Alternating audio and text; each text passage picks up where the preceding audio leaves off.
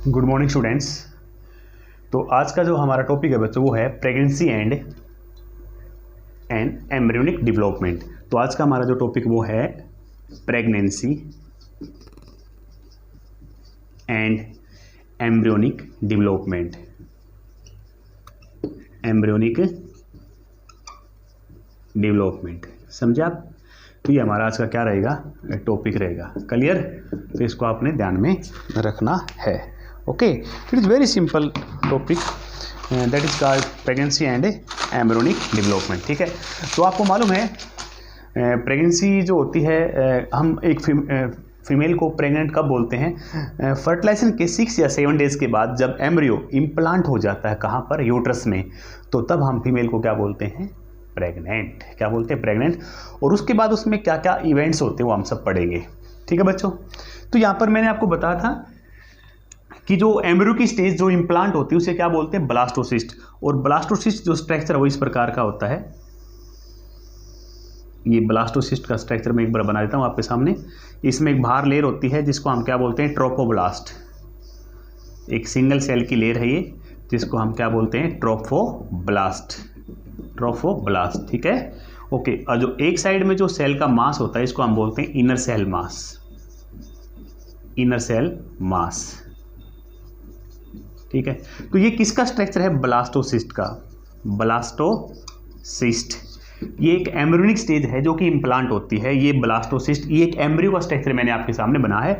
ये केविटी है जिसको हम क्या बोलते हैं? ब्लास्टोसील। तो ये बाहर की जो लेयर है इसे क्या बोलते हैं? ट्रोफोब्लास्ट। ट्रोफोब्लास्ट। और ये जो है इसे हम क्या बोलते हैं? Inner cell mass. क्या बोलते हैं? Inner cell mass. अंडरस्टैंड्स? तो यह बात आपने ध्यान में रखनी है। Trophoblast and inner cell mass. Clear? अब ये एम्ब्रियोनिक स्टेज है जो इम्प्लांट होती है यूट्रस के अंदर, एंडोमेट्रियम की लाइनिंग में। तो जब ये इम्प्लांट होता है, इम्प्लांट होने के बाद क्या होता है? जब एंडोमेट्रियम लाइनिंग इसको कवर कर लेती है तो ये इसके एक साइड में यहां पर कुछ इस तरह के फिंगर लाइक प्रोजेक्शंस अपीयर होते हैं जिनको हम क्या बोलते हैं? Chorionic villi. Chorionic villi.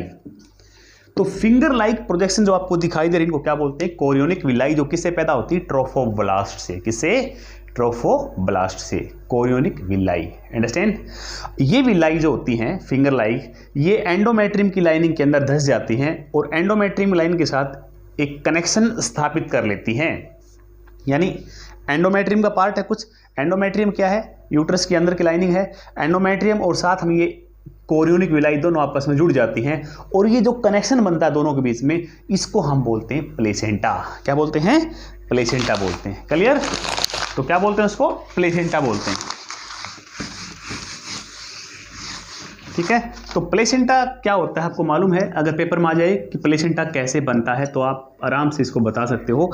Placenta chorionic villi of the blastocyst and endometrium lining together to form placenta. तो प्लेसेंटा एंडोमेट्रियम और कोरियोनिक विलाई के दोनों का जुड़ने से जो स्ट्रक्चर बनता है, इंटरडिजेशन से बनता है, उसे हम क्या बोलते हैं? प्लेसेंटा। अब प्लेसेंटा का फंक्शन क्या है? What is the function of placenta? Placenta से क्या होता है बताइए? तो प्लेसेंटा यहाँ पर 2 तरीके से काम करता है। जो अंदर एम्ब्रियो डेवलप हो रहा है फीमेल के यूट्रस में, उसको जो भी कुछ मिल रहा है, nutrients, important gas like oxygen, सारी कहाँ से आ रही है? प्लेसेंटा से होती आ रही है उसके अंदर। और जो भी वेस्ट उसकी बॉडी में बन रहा है वो सारा वेस्ट प्लेसेंटा से होके और मदर के ब्लड में जाता रहता है। क्लियर? तो इसका मतलब exchange of gas, transport of nutrients, सारा काम हो रहा है इससे। ठीक है, तो क्या क्या काम हो रहा है इससे? ट्रांसपोर्ट, एक तो ये काम हो रहा है न्यूट्रिशन वाला, transport of nutrients. Transport of nutrient. दूसरा क्या हो रहा है यहाँ पर? Exchange of gas. Exchange of gas. तो ये 2 काम यहाँ पर चल रहे हैं, transport of nutrients and exchange of gas. Understands? It is very simple. Clear? तो आपने याद रखना है। इसके अलावा प्लेसेंटा एक काम और करता है। इसके अलावा प्लेसेंटा का एक काम और भी है। वो क्या काम है प्लेसेंटा का? एक और फंक्शन है प्लेसेंटा का, वो है एंडोक्राइन फंक्शन। यानी कि प्लेसेंटा एक प्रकार से टेम्परेरी एंडोक्राइन ग्लैंड भी है बच्चों। प्लेसेंटा से कुछ हार्मोन्स निकलते हैं ड्यूरिंग प्रेगनेंसी। तो प्लेसेंटा एक तो पहले वाला फंक्शन मैंने बता दिया आपको। दूसरा फंक्शन क्या है कि placenta act as a endocrine gland. Placenta एक एंडोक्राइन ग्लैंड का काम भी करता है। तो प्लेसेंटा से कौन कौन से हार्मोन्स निकलते हैं? HCG, HPL, oestrogen, progesterone. तो ये सभी हार्मोन्स किससे निकलते हैं? प्लेसेंटा से। HCG की फुल फॉर्म क्या होती है? ह्यूमन कोरियोनिक गोनाडोट्रोफिन, ठीक है। Human placental lactogens, oestrogen, progesterones. ये जो प्रोजेस्ट्रोन है ये मैंने आपको बताया था, जब एग निकलता है ग्रेफिन फॉलिकल से तो ग्रेफिन फॉलिकल्स क्या बनती है? Corpus luteum. तो स्टार्टिंग में तो कॉर्पस ल्यूटियम से निकलता है ये, जो कि एंडोमेट्रियम लाइनिंग को बनाए रखता है। फिर आपको फर्टिलाइजेशन हो गया, इम्प्लांटेशन हो गया, उसके बाद कॉर्पस ल्यूटियम क्या हो जाता है? डीजनरेट। तब कॉर्पस ल्यूटियम का फंक्शन कौन लेता है? प्लेसेंटा। फिर ये किससे निकलता है? प्लेसेंटा से निकलता है। तो ये 9 मंथ तक प्लेसेंटा ऐसा निकलेगा, प्रोजेस्ट्रोन्स। और ये हार्मोन प्रेगनेंसी हार्मोन कहलाता है। प्रेगनेंसी हार्मोन्स ये प्रेगनेंसी को बनाए रखता है। अगर किसी भी कारण से अगर ये हार्मोन बीच में निकलना बंद हो गया तो जो अंदर एम्ब्रियो है या फीटस है उसको क्या हो जाएगा? मिसकैरेज, उसका अबॉर्शन हो जाएगा ऑटोमेटिकली। अगर ये हार्मोन की, इस हार्मोन की क्या हो जाती है? कमी। तो वेरी वेरी इंपॉर्टेंट हार्मोन है और ये प्रेगनेंसी हार्मोन भी कहलाता है।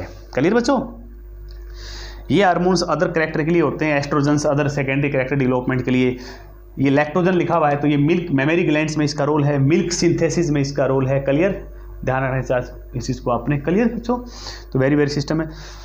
ओके, उसके बाद और कौन कौन से हार्मोन निकलते हैं प्रेगनेंसी के दौरान? एक हार्मोन और निकलता है जो कि ओवरी से निकलता है, जिसका नाम क्या है? रिलैक्सिन्स बाई ओवरी। ओवरी से निकलता है, ये प्लेसेंटा से नहीं निकलता। रिलैक्सिन्स ओवरी से निकलता है। और ये कब निकलता है? जब गेस्टेशन पीरियड एंड पे होता है, यानी प्रेगनेंसी के जो लास्ट डेज होते हैं, अंत में अंतिम समय होता है, उस टाइम ये हार्मोन्स निकलता है। ये पेन को कम करता है, पेन डिलीवर हार्मोन है ये। जब बर्थ होता है तब भी ये काम करता है ताकि पेन ना हो। अंडरस्टैंड? यस। अब यहाँ पर एक इंपॉर्टेंट बात याद करनी है आपने। ये जो 3 हार्मोन ऐसे हैं, 2 तो प्लेसेंटा के और एक ये रिलैक्सिन, ये 3 हार्मोन ऐसे हैं जो केवल और केवल प्रेगनेंसी के दौरान ही निकलते हैं। केवल और केवल, वैसे नहीं निकलते। उसी टाइम पर पैदा होते हैं, उसी टाइम पर इनका फंक्शन है। क्लियर? तो इस चीज़ को आपने ध्यान रखना है। तो वेरी सिंपल। यस।